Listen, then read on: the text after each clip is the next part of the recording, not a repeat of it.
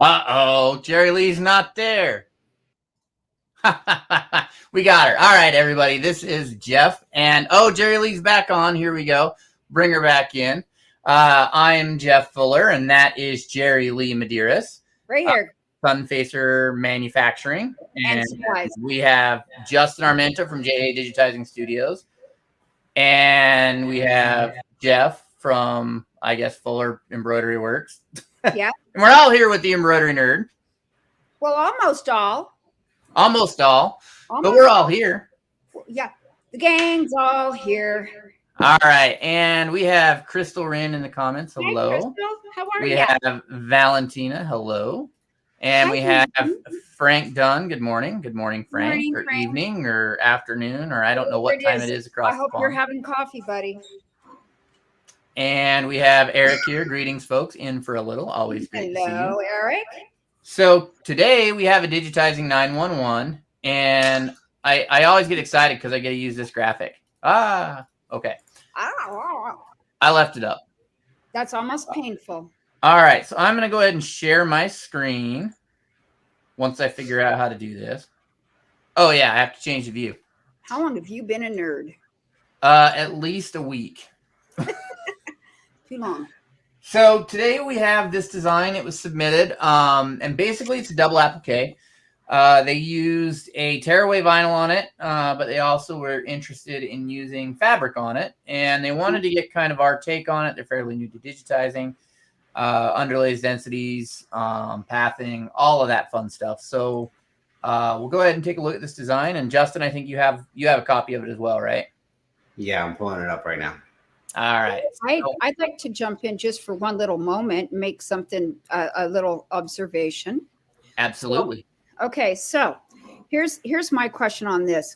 There's going to be material then under the mane and also under the heart. Is this correct? Yep. And I'll do a slow redraw here so we can see the sequence of how it's all going to stitch out.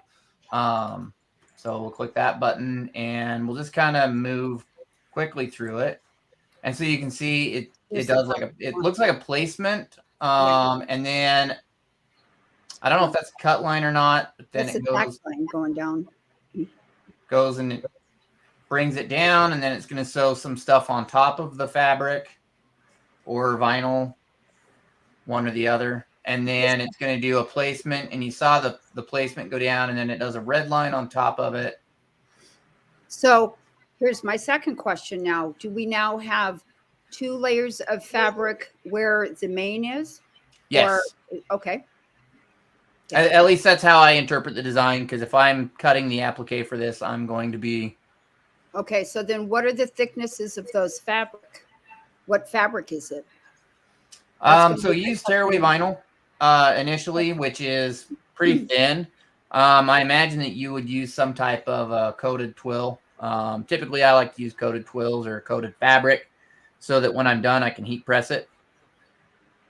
Cool. And it all stays down. So let's go ahead and take the very first thing I do whenever I see something like this is I always take measurements of the applique satin stitches.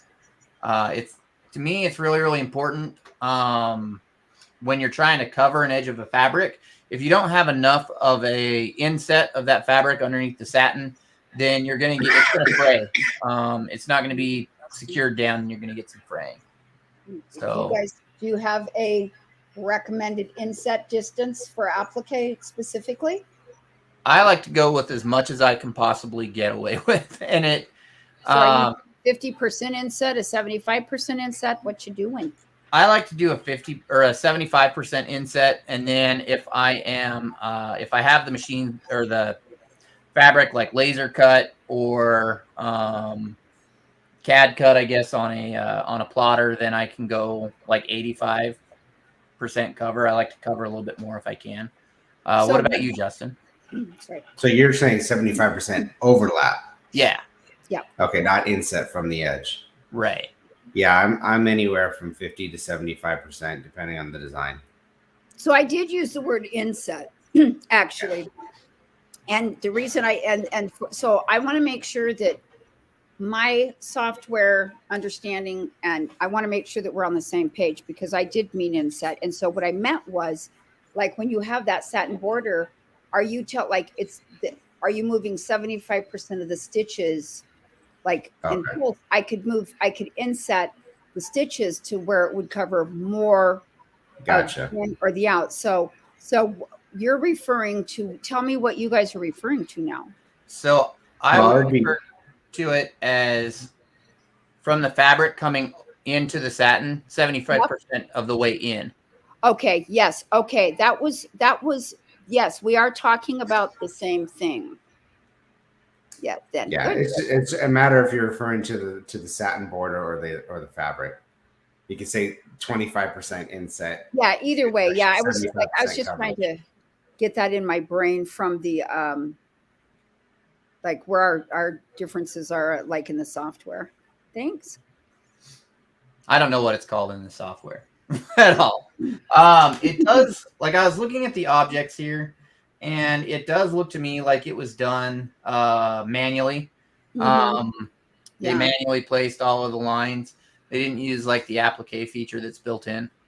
But do you have the native file, or do you have did you get a DST or something, or did you get the native file? So I am in the native file, Okay. and Justin is not. Fun No. and games, Justin. Yeah. Because Jeff has 75 different softwares. That's how he's. I only have 3 different softwares open right now. That's it. Just 3. I have 0 Yeah, so far. so far. Well, I might open Cura in a minute just to be in the game a little bit. Oh, all right. So the first thing I'm going to do here is I'm going to look at the kind of the inset of the satins. The first one, it looks like they went with a blue and then a kind of a, I'm going to call that a maroon. So, Jeff, what were the main concerns that they're having with this file? So really, they just wanted us to kind of break it down. They're fairly new to digitizing and wanted our opinion on how we would do it differently than how they did it. Okay. Because honestly, if I remember when I was talking to him, he said that he stitched it fine and it worked well for him. He used high temp vinyl instead of fabric when he appliqued it down. And he also, when I was talking to him, he mentioned that he was using fabric, or he wanted to use fabric with it as well. But for fabric, my main concern would be the amount of coverage he's got here. Because with high temp vinyl, he didn't trim it. He just laid it down, sewed it out, ripped it off. Right. And so fabric being pre-cut fabric or cutting in the hoop fabric? Yeah, that's my question too. That would be a very good question that I did not think to ask him. So I would go with cutting in the hoop. Just because if we're doing pre-cut fabric, we're going to put our coverage higher right? than if it's a cut in the hoop. Right. So right now we have the measurement, the width of this satin is roughly 3.4 millimeters, and coming into his placement and what I assume is a cut line is about 1.5 millimeters. And I would be concerned that that's not enough. That's coverage. Really not enough, I don't think. Particularly when you run in with fabric, and I'm looking, I don't have any fabric sitting here for the first time ever.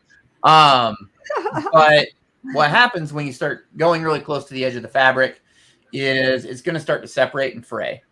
Yeah. Yep. Nobody else said anything. All right. We got this. Oh, I said, yep. I know. I was looking at Justin. Oh, sorry. So wait a minute. So Justin suddenly is nobody. Nobody said anything. Oh. Hey, Justin, are you a little under the weather, huh? Just getting over it, yeah. Yeah, I'm glad you're getting over it. So if we look at the points on the second layer of applique, it's roughly a 2 millimeter wide satin stitch with the inset, the center line, cut line at about 1.2 millimeters. Which when I was looking at the outside edge, honestly, I was like, I think that he could get away with that. but the inside satins I think are going to have to be bulked up a little bit Yep. in order to make room to cover. I agree. Justin nods in agreement. We got Yeah, I agree. Yeah. it. I'll only speak up if I disagree with you. Ah, that's good to know.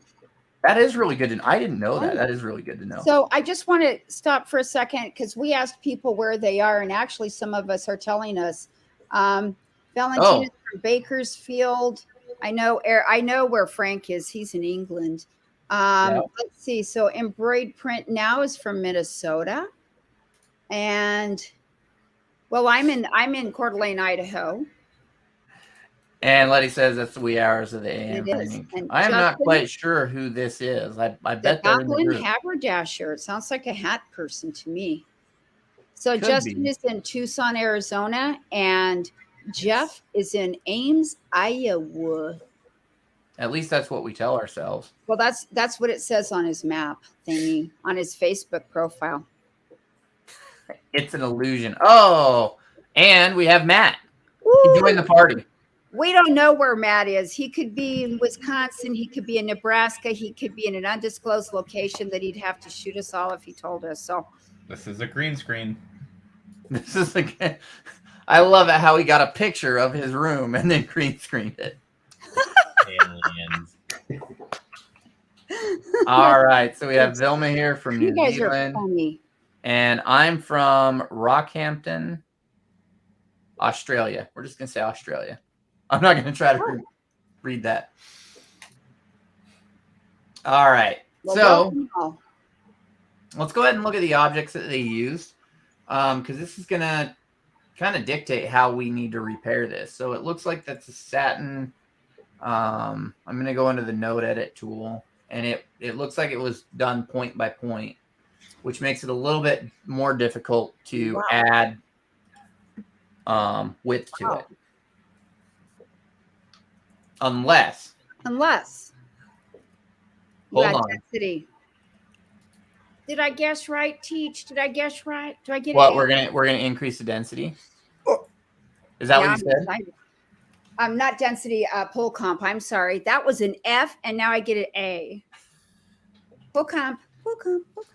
So that was actually where I was gonna go. Oh, 120. my. Queensland is where well, that's So- right. Wow. I This knew it. software is actually pretty unique in how it handles its pull compensation. Why? Because its pull compensation is actually more like adding column width. It also throws the underlay out wider when you increase the pull compensation. So it takes the whole thing and goes instead of like you don't. So is it auto underlay? Is that why it does that in this particular software?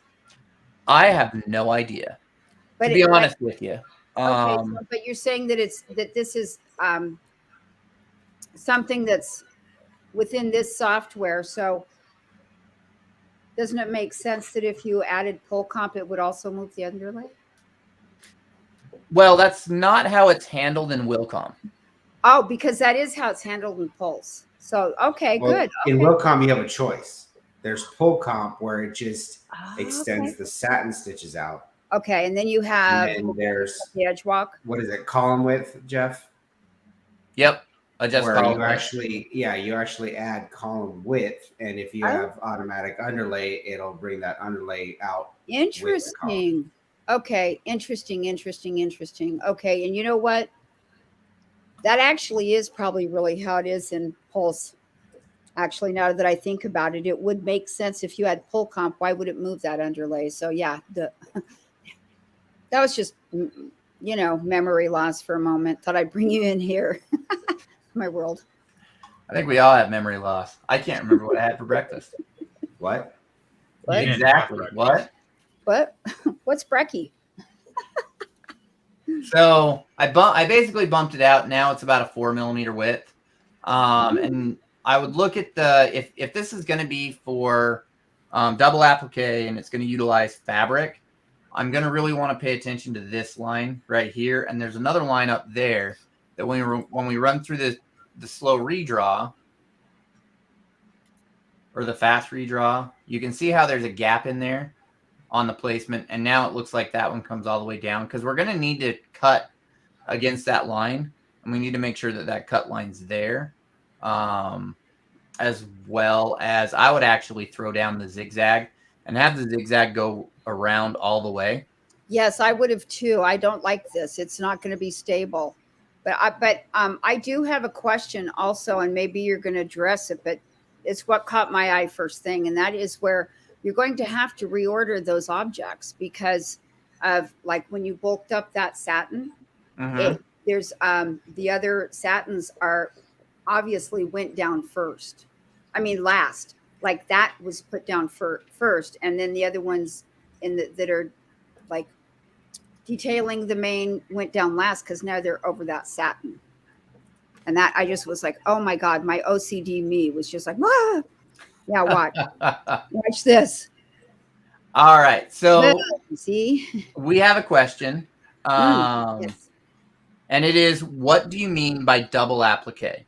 Okay, good question.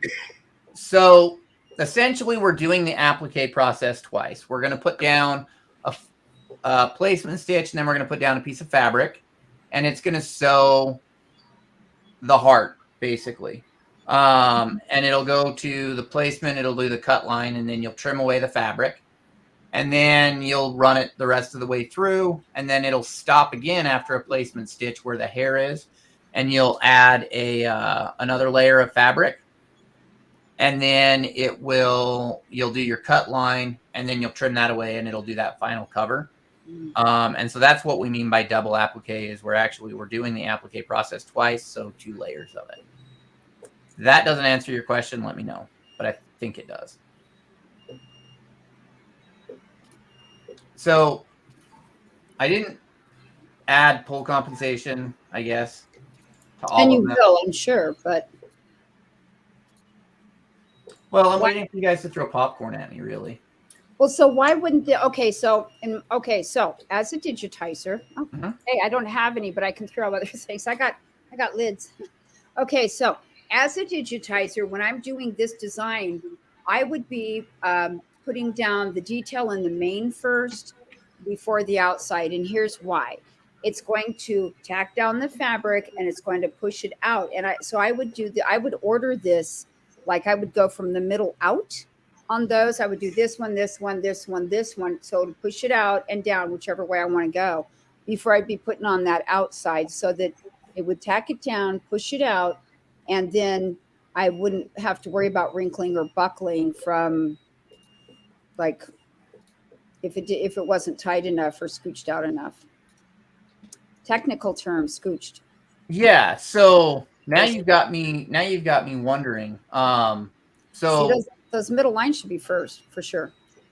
So would you then do your placement and your tack down and then push it out, or would you want to push it out before you do your tack down?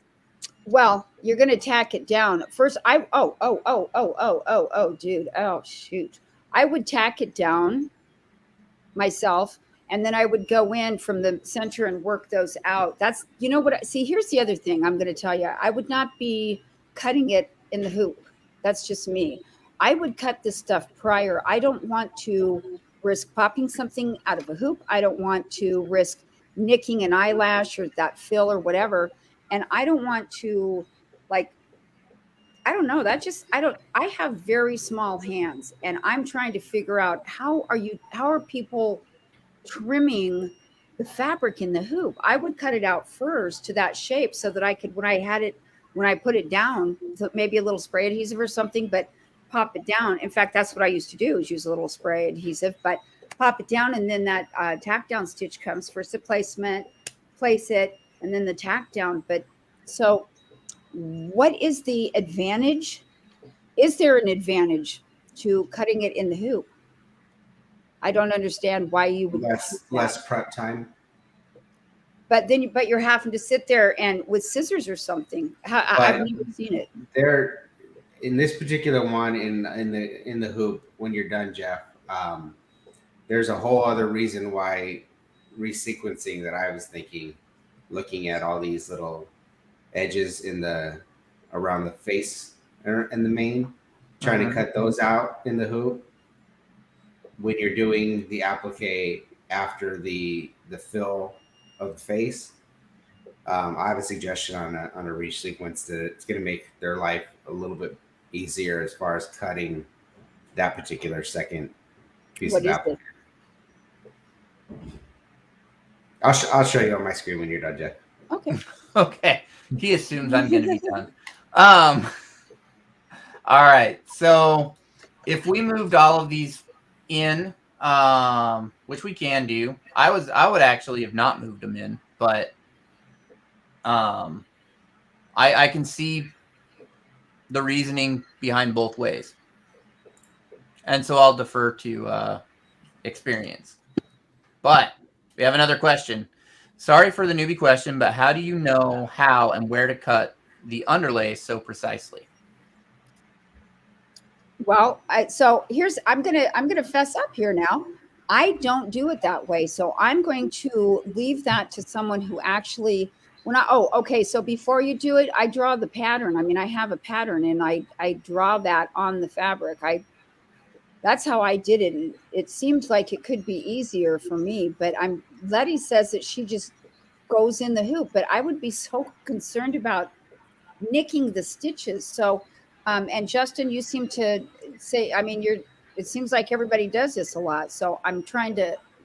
Well, they have those special scissors for doing applique in the ones that are like, they're curved. So you kind of come in Okay. sideways and they flatten out. But wouldn't you see some, like when this is washed, aren't you going to see any of that fabric fraying through there? That's why the coverage amount or is so important. Okay. But if like to pre-cut the shapes, there's a couple of different ways that I do it. Of course, I have a laser. You can do it on a plotter. The old school way that I know of is you put in your hoop, you just hoop up some stabilizer and you put a manila folder down on top of it and you run your cut line. Yes. And then you cut out the manila folder and now you can lay it down on top of all your fabric and you can bolt cut that way. That's how I would do that. And let's see here. Vilma says, I've always trimmed in the hoop, although I have a brother cutter, but it takes so much more time to set that machine up, etc. So I just go in the hoop. I think it depends on how many you have to do. If you're doing, one or two shirts, I would probably cut it in the hoop. If I was doing 120 shirts, I would definitely go through the time to set up a cutter or something. Yeah. Yep. So Letty says you won't see threads if you have a good digitizer. So. And I like it. Oh, sorry. Go ahead. Well, here, could you pull up this Valentina's comment? I have come to the grocery store. Yeah, she's at the grocery store. She's still watching. I love it. Dedication. And Vilma says, true, I just use one or two. And Becky says, I like cutting in the hoop. I've never had success with pre-cut fabric. It either pulls out of the border or it doesn't stretch right.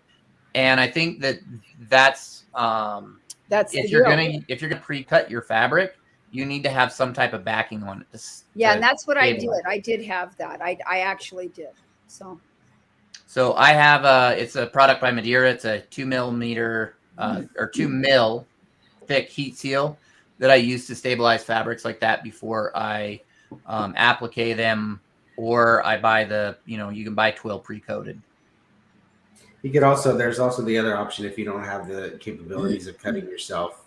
There's companies out there that you can send your artwork in and they just die cut them. So they're pretty precise that every piece is going to be pretty spot on.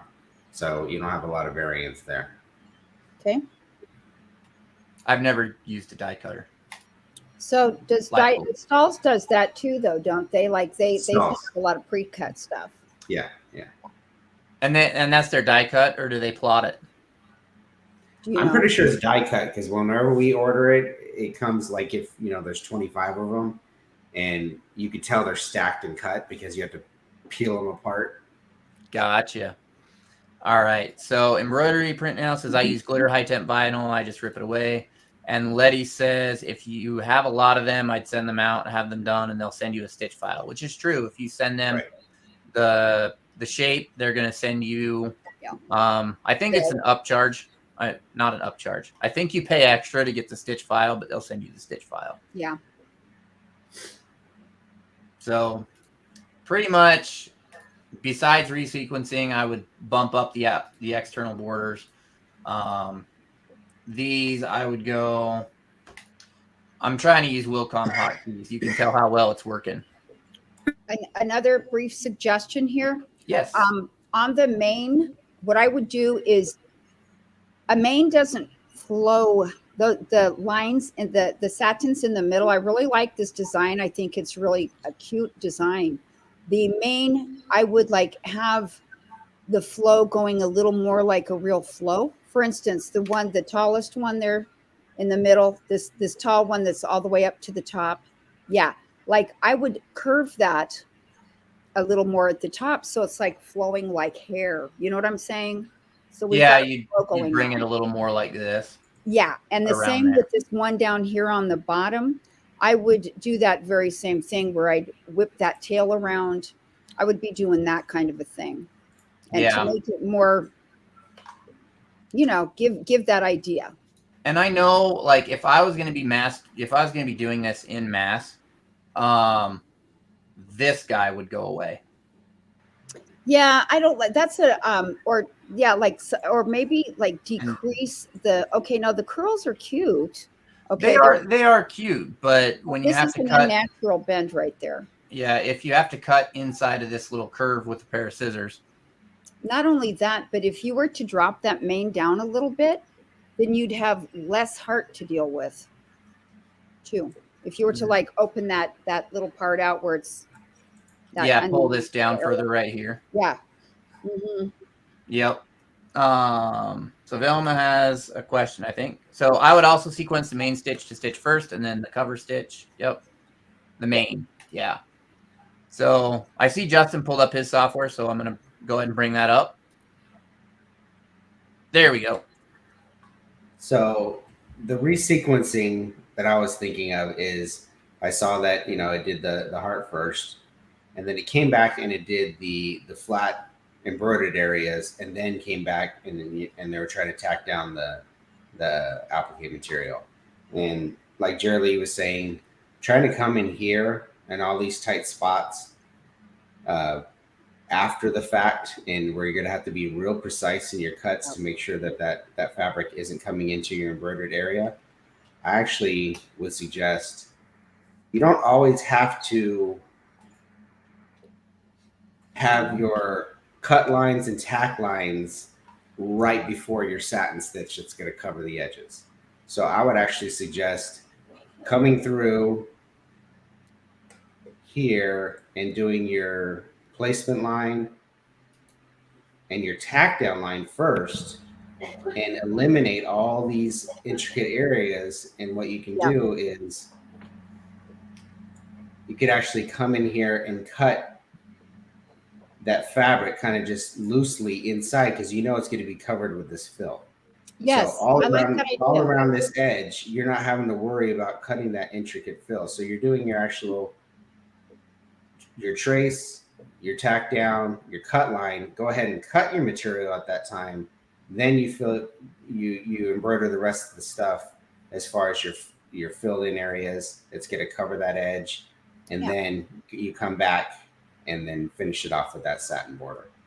I like that. That's a good suggestion.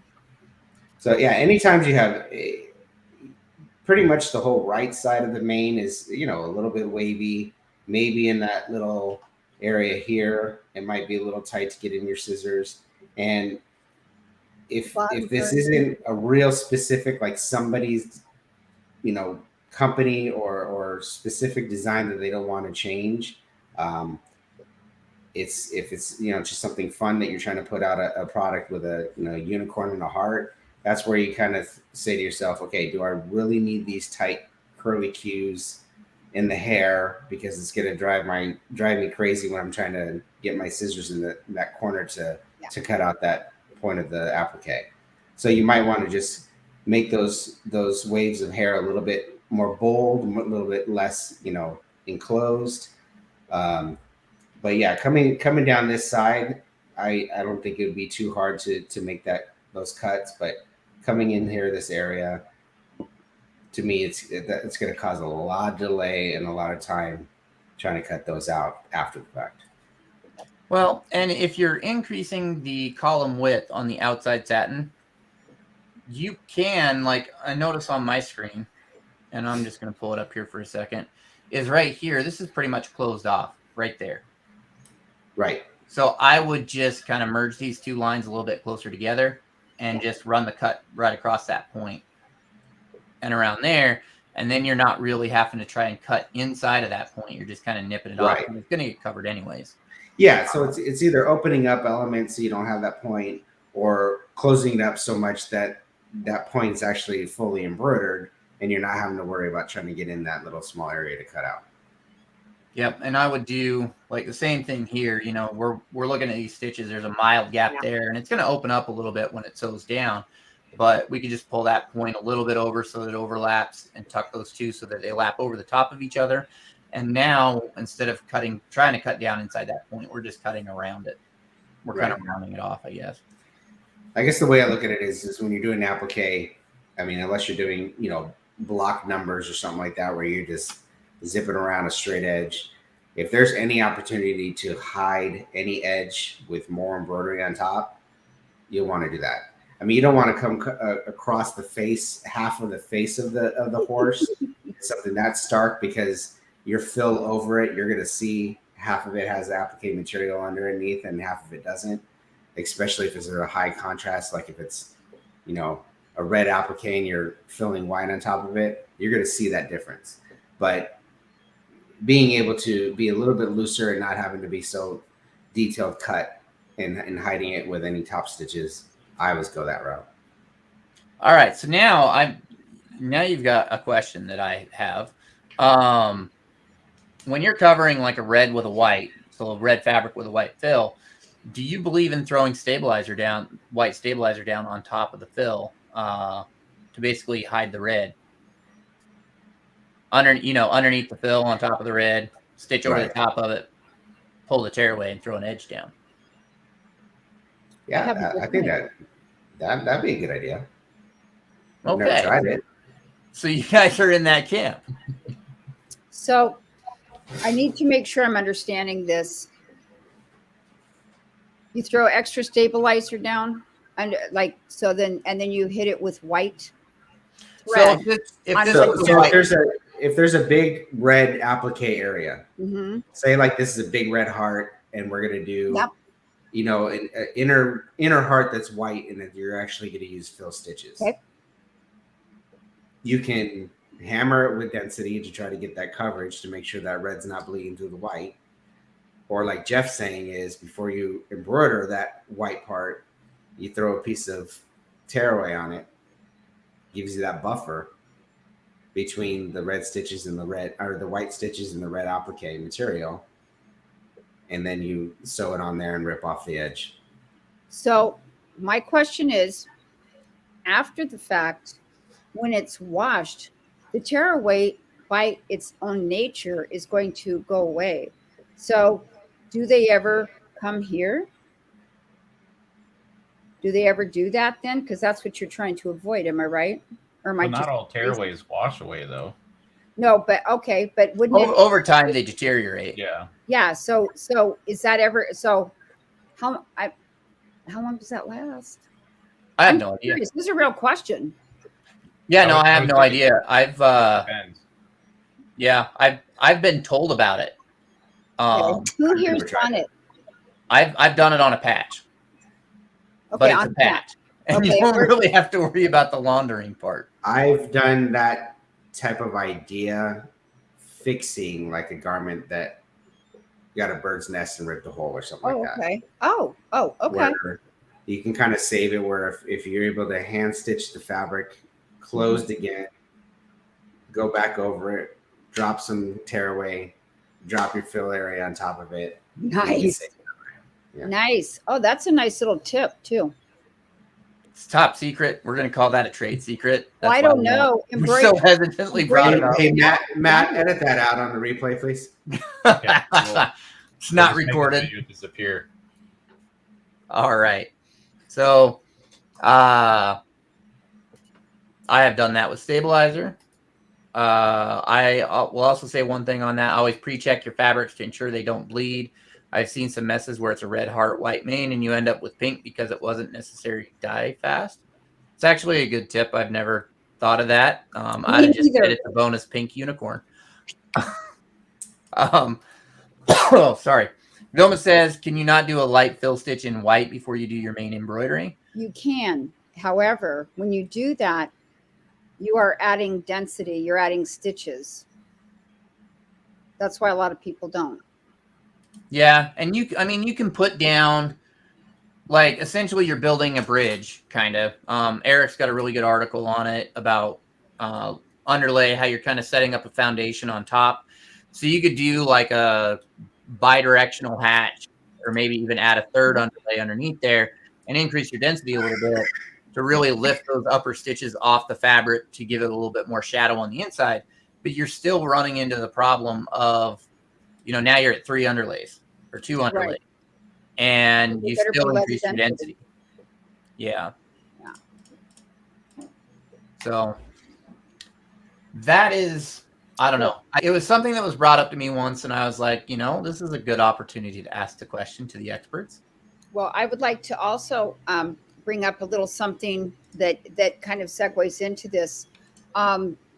Whenever you have a large area that you're going to cover in a lot of stitches, if you can go like to a fabric store or whatever, and you can get a parachute fabric or something that's the same color as the thread, you would lay that down first, and then you would hit that with a light density of fill. And what that does is it decreases your stitch count by a lot, so therefore your run time, but it also makes the fabric flow easier when you're wearing it instead of being all full of stitches. Super dense. There's that trick when you're trying to get the texture of a full fill without it, where you put down tone on tone. So you can do a really light density fill right on top of a white fabric. So look at that. Or you I can think we have example or something here. Yeah, this Matt's is got gun-old step material. Oh, okay. It's supposed to look like it's 100% embroidered polyester, pretty much. The lighting's not really fixing it, but it's crazy.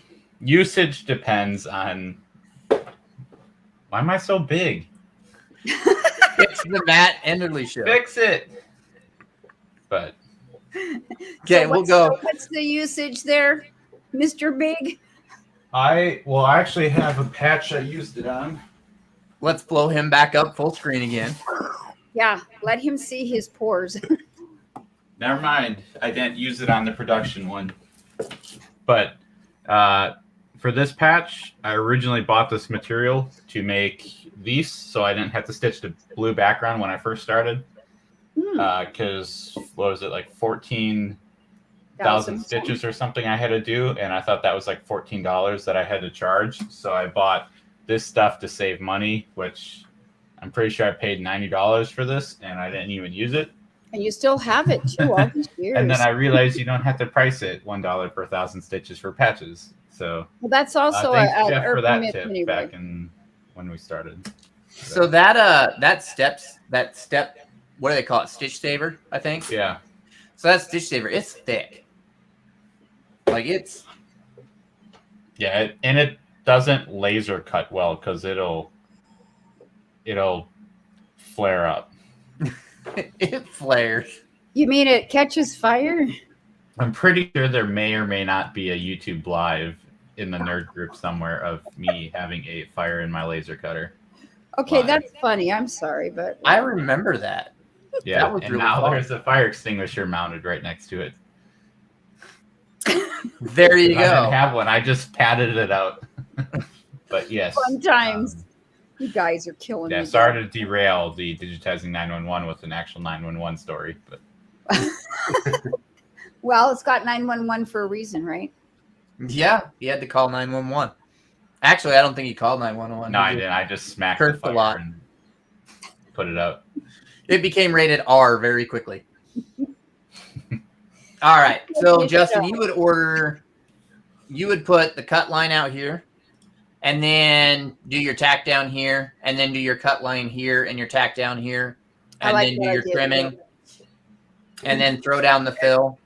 As far as the heart, you can go ahead and completely finish out the heart. I was just saying when it comes to the horse, I noticed that the flat elements were sewn, and then they try to go on top of that with the applique, and just you can still do you're still going to want to do the last border of the main last, because it's going to cover everything, but you don't necessarily have to do trace line, cut line, tack down, satin border in that sequence. And so a lot of times you know, just to get the material down, you do your trace line, your cut line, your tack down. And if you do a good enough tack down and you get enough of that material with that zigzag edge, and so it's all cut out, then you can kind of do your cutouts in your fill areas and stuff like that, and then come back after the fact and do the satin border. Just to save you, like I said, those intricate areas that you're not trying to cut around the face, so you can just actually kind of cut through the face, because you're going to cover it with the fill. Gotcha. Cut the face. Cut the So, face. Anthony here asks, Matt, just out of curiosity, how much would you charge for the patch? This one, I think I charged like $5 or $6 per patch. What's your minimum order, dude? That's inexpensive. Yeah, that was for 50 of them. I wasn't exactly pricing probably what I should have, but this was my first custom patch I ever did, and it is a completely custom shape. And it was about 7 months late, because I told them, hey, I never did this before. We're going to do this. If I was selling them now, which I don't have any left, I'd probably be around the $8 to $12, or 10 to 12. I mean, That's the one. Is that the one that you tried to do the Madeira film and do 100% embroidered? Yep, and that took a lot of time. Actually, that's what I ended up doing. Wow. So I wouldn't be doing that that way anymore. But now he's got a laser. Yeah, and this is actually, I think, the patch I did with the Racoma to sew the Velcro on. There's that video somewhere, but there's that video out there. There's videos everywhere. You're gonna have to cough a couple up. We all want to see the fire one now. Well, that's gonna be a lot of searching. I don't remember where it is. And I'm pretty sure it's either in the group. I think it's in the group. I think I'll so. have to go look. All right. So back to the unicorn. So essentially this cover stitch would go sequence right after the heart, and then you would do your cut, and then you would throw down your fill, the face fill here, this line, the hair strands, and then you would do your final stitch there, and then you would finish off with the unicorn horn and this upper ear, because I would imagine that you would still want these layered on top. And how about the eyes? The eyelash, seriously, is the eyelash supposed to go under the mane or over the mane? That's another decision you're going to need to make. Where is it supposed to lay? What looks more natural? I would think under the hair would look more natural. Yeah, I can see why they have it there, though. So because they want that eyelash to stand out. So in this case, I would scooch the mane back a little bit. You can either do that or you're going to lose some of your eyelash. So here's another decision that you need to make. We're going to scooch it. Okay, scooch it. See, and here's something that I noticed. Like, if you guys look at this here in the software, there is a lot of nodes. There's a lot of anchors and nodes and stuff. And so I'm curious. It looks to me, and I could be wrong, but in Impulse, because that's my reference point right now until I get Wacom, but it looks like possibly they traced it with a satin tool or something, and then went in later and put in their angle lines, but that's why there's so many anchors and nodes, because they're trying to get all those little corners instead of using the Bezier curve and the handles and whatnot, you know, custom and whatnot, because that's what it's looking like to me. Is that Does they Chroma show the angle? I don't Yeah, know. it does. So if you're looking in here, and this is can one you thing hit that that? really drives me nuts, and we'll select this one so that we can actually see it. If you look at this, you can't can see see that. that line right there. No, it's gray on gray, dude. Magnify. Holy crikey. Oh my God. That's- I can Stop. see it Okay. now. That's terrible. This line right here is the angle line. Okay. And a do you lot see of- how many nodes there are? A lot of times in this software, it puts the angle line directly over the top of the node. And so if you want to nudge a node, you have to move the angle line, nudge it, and then move the node back. Now, is this Chroma specific? Because the way that I've been able to do that in the past was to use a tool to trace it, like a vector tool or whatever, and then create all those dots and then go put in the angle lines. Or I could throw a satin where I place the nodes like and place the angle lines at the same time. This is a very difficult way to digitize. If you have the way, does Chroma have the ability to create the angle line with the node? I mean, can that be done? Because I would highly suggest that. So that would be this tool here, where it's, the left, right.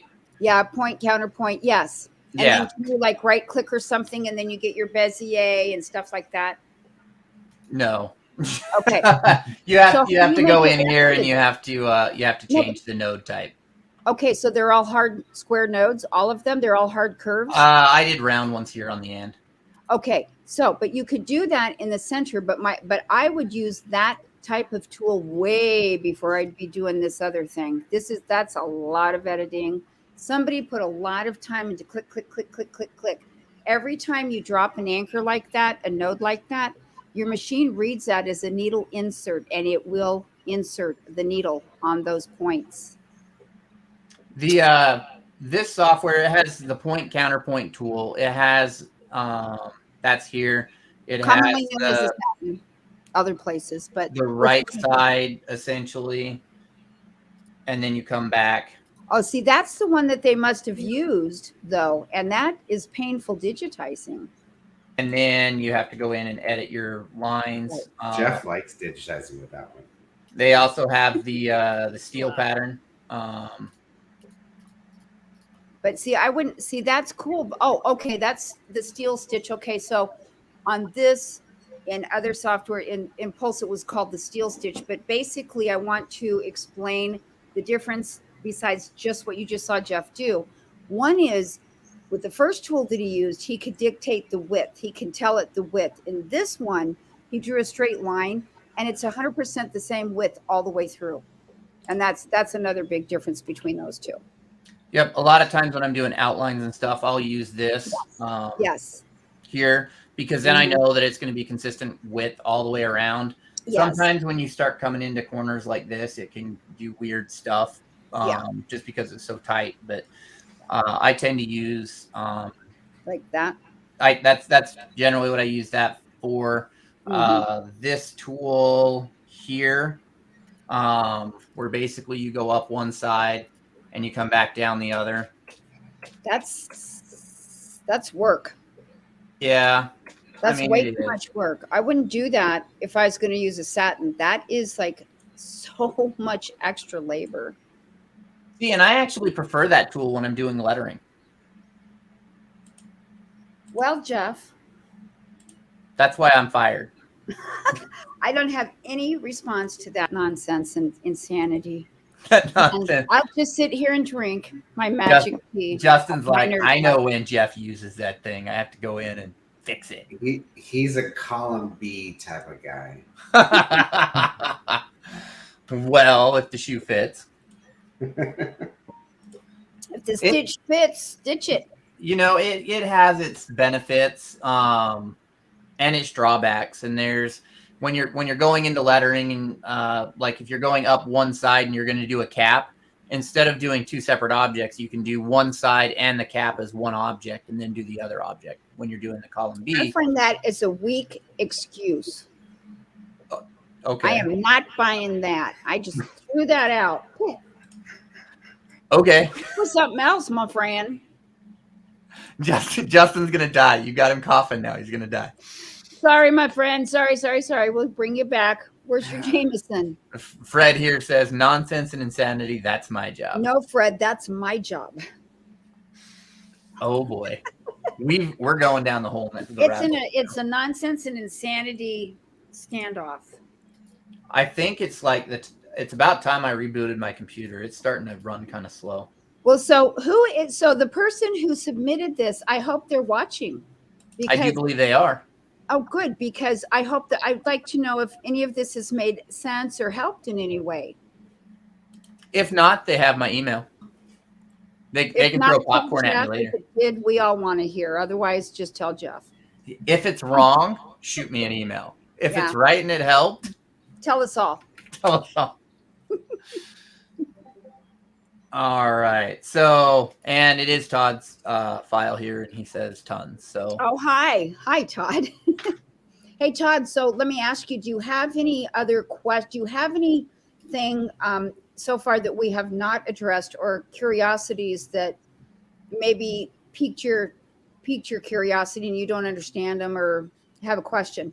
You know, this is your first digitizing. It's pretty good. Ooh, stand back. That's pretty good for the first go, dude.